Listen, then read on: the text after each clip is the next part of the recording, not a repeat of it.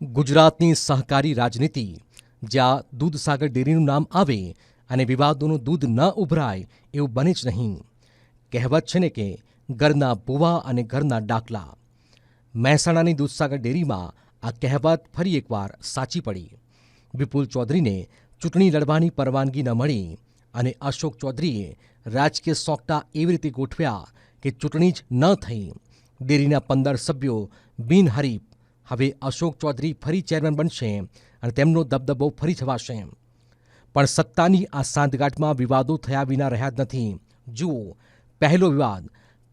પાટીદાર અગ્રણી વરુણ પટેલે બળાપો ઠાલવ્યો છે કે સ્થાનિક સ્વરાજ્યની ચૂંટણી પહેલાં જ EWS લાગુ નહીં થાય તો પાટીદારોના રાજકીય પતનની શરૂઆત થઈ જશે. બીજો વિવાદ. આ પહેલા ધારાસભ્ય અલ્પેશ ઠાકોરે પણ ઠાકોર સમાજની અવગણનાનો સૂર છેડ્યો હતો. ઠાકોર સમાજ આટલો મોટો સમાજ છે, મહેસાણામાં આટલી મોટી સંખ્યા છે, તો એને પણ સામાજિક અને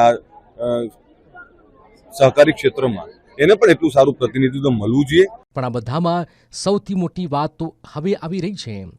અશોક ચૌધરીના ખાસ ગણાતા ખેરાલુના ધારાસભ્ય સરદારભાઈ ચૌધરી. ગત ટર્મમાં તેઓ ડેરીમાં ડિરેક્ટર હતા, પણ આ વખતે પતિ ધારાસભ્ય બની જતા જ હવે પત્ની દૂધસાગરમાં ડિરેક્ટર.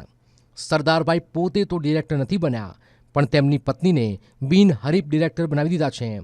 એ જ રીતે માણસાથી અશોકભાઈના ખાસ માણસ અમિતભાઈ ચૌધરી પણ બિનહરીફ ડિરેક્ટર બની ગયા છે. પહેલીવાર એવું બન્યું છે કે દૂધસાગર ડેરીની ચૂંટણી યોજાઈ નથી, પણ આ સત્તાના ખેલમાં વિવાદોએ પીછો છોડ્યો નથી.